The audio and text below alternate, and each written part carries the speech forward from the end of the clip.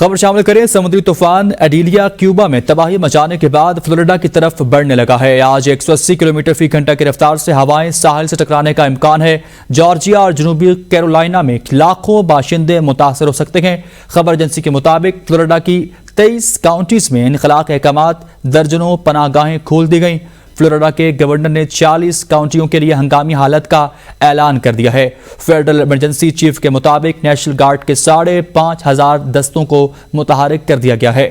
آپ کو آگاہ کر کے گئے، فلوریڈا کی ریاست کی جانب بڑھتے ہوئے اس طوفان کے حوالے سے آج 180 کلومیٹر فی گھنٹہ کی رفتار سے ہوائیں ساحل سے ٹکرانے کا امکان ہے۔ جارجیا اور جنوبی کیرولائنا میں لاکھوں باشندے متاثر ہو سکتے ہیں۔